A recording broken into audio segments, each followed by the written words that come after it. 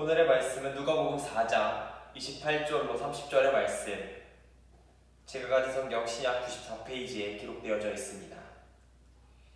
누가복음 4장 28절로 30절의 말씀, 제가 받들어 봉독합니다. 회당에 있는 자들이 이것을 듣고 다 크게 화가 나서 일어나 동네 밖으로 쫓아내어 그 동네가 건설된 산 낭떠러지까지 끌고 가서 밀쳐 떨어뜨리고자 하되 예수께서 그들 가운데로 지나서 가시니라. 아멘. 오늘 말씀의 제목은 극복입니다. 거절과 실패를 이겨낸 성공적인 이야기를 여러분 혹시 들으신 적 있습니까? 여러분의 이야기였으면 좋겠어요. 예. 여러분의 이야기가 실패와 어려움 속에서 극복해낸 성공적인 이야기였으면 좋겠죠. 아마도 이러한 많은 성공 사례들은 나에게 다양한 자극이 되곤 합니다. 그 중에서도 메이시라는 사람이 있습니다. 축구선수 말고. 메이시는 뉴욕에서 의류 사업으로 크게 성공을 거두기 전에는 매번 창업에서 실패하는 사람이었습니다. 그러나 지금은 미국에서 가장 유명한 메이시스를 가지고 있는 사람으로서요, 미국의 각 도시마다 하나씩 이 건물이, 마트가 크게 있고요, 뉴욕에 있는 본점은 세계 최대의 규모를 자랑하는 매장으로 자리 잡게 됩니다. 매우 유명한 백화점이죠. 또 월트 디즈니는, 우리가 잘 아는 이 월트 디즈니는 22살에 일하던 신문사에서 해고를 당했어요. 왜 해고당했을까요? 해고 사유는 바로 창의적인 사고가 부족하다는 이유였습니다. 하지만 지금은 디즈니가 세계적으로 가장 창의적이고 아름다운 애니메이션과 실사를 만들기로 유명한 회사로 발전했죠. 알베르트 아인슈타인은 그렇다면 여러분 어떤 사람일까요? 인류 역사상 가장 위대한 업적을 남긴 똑똑한 인재 중에 하나입니다. 하지만 그도 어릴 적에 말을 늦게 배우고 그러한 모습을 본 사람들은 후둔하다 생각하며 심지어는 난독증이 있지 않을까라고 생각도 했다고 합니다. 하지만 이러한 어려움 속에서 아인슈타인은 많은 과학적 근간을 두게 되는 학설들을 발표하게 되며 역사의 길이 남을 인물로 자리매김하게 되죠. 이와 매우 비슷한 이야기가 하나 있습니다. 바로 그리스도의 이야기이며 그리스도인들의 이야기이겠죠. 오늘은 그 이야기를 한번 해보고자 합니다.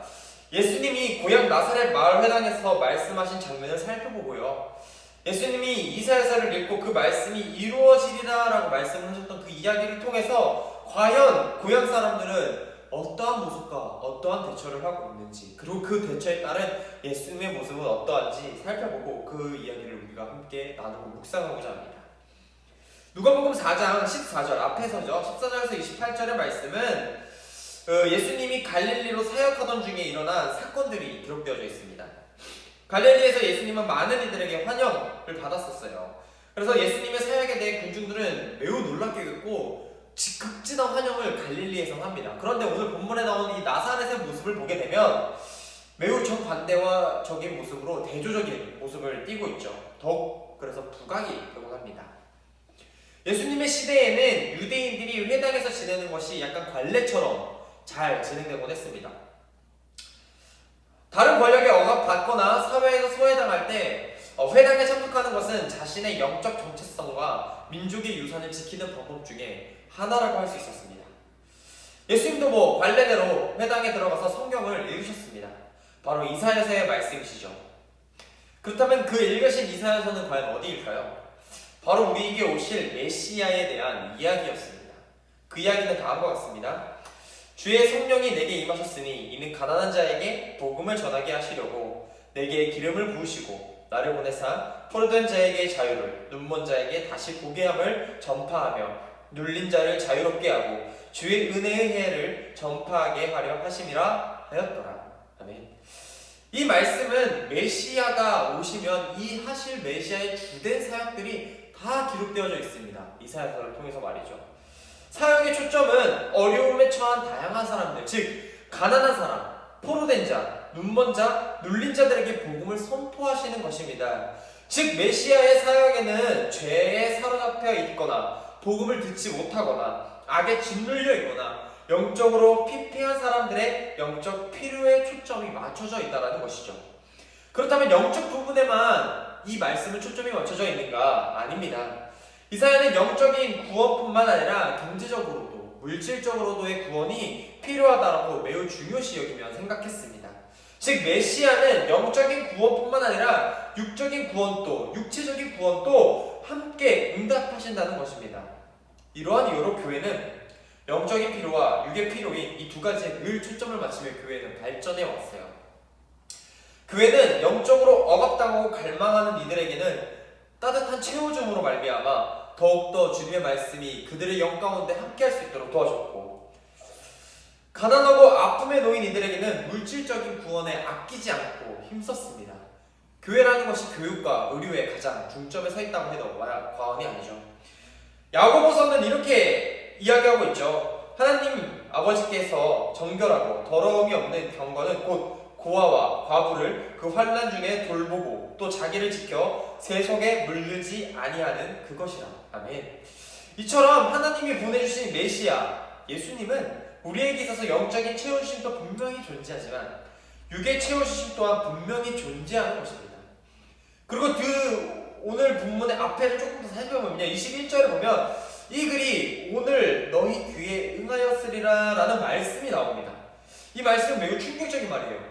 이게 왜 충격적일까? 여러분 생각하실 겁니다. 이 글이 오늘 너희 귀에 응하리라. 왜냐하면 이 말씀은 예수님이 자신을 성령이 임하신 메시아라는 사실을 말하고 있는 것입니다. 거기 모인 자들은 선지자쯤으로 예수님을 생각했을 것입니다. 근데 그게 그냥 단순한 선지자가 아닌 메시아라니 매우 놀랍게 여겼겠죠. 또한 예수님은 이사야서의 말씀을 다 읽지 않아서 그들은 또 다시 놀란 것입니다. 원래 이 이사야서의 내용을 살펴보게 되면요, 희년을 공포되고 포로된 자들이 자유를 얻게 되는 예언으로 끝이 나는 것이 아닙니다. 그 뒤에 심판에 관한 이야기가 분명히 존재하는데 예수님은 그 이사야서의 말씀을 끝까지 읽지 아니하셨다는 것이죠. 왜 중간까지만 읽으셨을까요? 바로 예수님은 일부러 심판이 아닌 은혜의 선포의 이야기를 하심으로 끝내고 싶으셨던 것입니다. 심판으로 끝나는 것이 아니라 예수님은 메시아 그 자체로서의 자유와 은혜를 선포하고자 그들에게 이 말씀을 중간에서 끊으셨다는 것이죠. 이에 거기 모였던 회중들이 종종 지난 역사 가운데 일으켰던 잘못된 행동을 보입니다. 바로 선지자를 거절했던 모습들이죠. 이처럼 예수님도 거절하려는 움직임을 보입니다. 그들은 왜 예수님을 거절을 할까요? 매일 보는 자기 아이와는 달리, 여러분도 자식이 있으신 분들이 있으시겠죠? 매일 내 아이가 커가는 거를 보면은 사실 커가는 게 잘 보이기도 하지만 오래간만에 만난 친척이나 그 친척의 아이들, 그리고 혹은 내 친구의 아이들을 바라보게 되면 내 아이와는 다르게 얼마나 성장했는지가 너무 오랜만에 봐서 그런지 딱딱 눈에 들어옵니다. 왜냐하면 오래 떨어져 지낸 덕분이겠죠. 나사렛 사람들도 마찬가지였습니다. 예수님의 자라온 모습을 나사렛에서 다 지켜봤어요. 그렇기 때문에 그들의 인식엔 소녀인 예수 그리스도가 과연 우리 메시아일까 더욱 인정할 수 없었습니다. 이 때문에 예수님이 이사야의 말씀을 읽으면서 밝히신 진리는 그들에게 받아들여지지 못했다라는 것이죠. 예수님의 말씀을 듣고 나사렛 사람들은 처음에는 단순한 호기심, 그리고 놀람, 또한 놀람에서 분노로 이 이야기는 점점 전해갑니다. 오늘의 본문의 말씀처럼 말이죠. 사람들은 예수님의 말씀에 화를 내며 절벽으로 끌고 가 죽이려고까지 합니다. 예수님은 어떠한 방법으로 빠져나오셨는지는 이 성경에 확실하게 기록되어져 있진 않아요. 기적을 행했던지 아니면 이렇게 싹싹 잘 피해서 나오셨는지 알 수 있는 길이 없습니다. 이러한 상황에서 근데 우리가 알 수 있는 확실한 것은 예수님은 지금 이 절벽에 밀어 떨어져서 죽을 뿐이 아니라는 것이죠. 왜냐하면 우리를 위해 십자가에 달릴 준비를 하셨기 때문입니다. 또한 이사야서가 예언했던 것처럼 많은 이들에게 배척하고 밀려나는 상황은 이사야서의 예언과 예수님의 모습이 매우 엄격하게 맞아떨어지게 됩니다. 이러한 상황에서 그러면 예수님은 어떻게 하셨을까요? 자책하고 슬퍼하고 집안에 틀어박혀 웅크리고 있으셨을까요? 아닙니다. 자신의 해야 될 일을 열심히 최선을 다했다는 것입니다. 이러한 모습에서 우리는 힘이 됩니다. 예수님도 많은 이들로부터 배척을 당하셨습니다. 많은 이들에게 미움을 받고요. 많은 이들에게 시기와 질투 가운데 살아가셨습니다. 그렇다면 우리는 어떨까요? 맞습니다. 여러분 혼자가 아니에요. 혼자 시기와 미움, 질투를 다 받고 살아가는 것 같은 이 세상 가운데서 주님이 먼저 그 고통과 아픔을 함께 하셨고 우리와 언제나 함께하고 계십니다. 이런 상황 가운데서 좌절하고 쓰러져 있는 또 모습 또한 우리는 그리스도인으로서 그리스도를 닮아가는 모습이 아니겠죠. 이겨내고 자신이 주어진 사역을 감당하는 예수님처럼 우리도 우리의 일에 최선을 다하고 살아가는 모습을 보여야 되지 않을까요? 오늘도 본보기로 삼고 이겨내며 살아가야 한다는 이야기를 했습니다. 세상에는 많은 어려움과 박해 가운데 우리는 놓여있고 그 박해는 우리를 항상 공격하려 애씁니다. 이로 인해 우리가 받은 박해는 너무나 큰 상처가 되고 예수님 또한 슬퍼하며 울고 애통하며 피땀 흘려 기도하고 따뜻하게 우리를 보듬었지만 어렵고 힘든 사람의 마음처럼 우리 또한 우리가 세상을 살아가면서 너무나 어렵고 힘든 가운데 이게 내 일이 맞나? 과연 내가 그리스도인으로 살아가는 것이 맞는가? 의문이 들 때가 있을 겁니다. 아까 처음 성경 말씀을 읽고 처음에 이야기했던 것처럼 더뎌 보이는 사람들 있죠. 아인슈타인과 같이 메이시처럼 말이죠. 느려 보일 것입니다. 그리스도인들은 참으로 더뎌 보일 것입니다. 하지만 주님이 함께 하시는 우리에게는 어떠한 것보다 든든한 힘이 있다는 사실을 우리는 인지하셔야 합니다. 이제는 우리는 거부와 반대에 맞서서 이겨낼 수 있는 힘을 얻은 것입니다. 바로 예수님을 통해 말이죠. 낯선 이들에게 거부당할 수도 있습니다.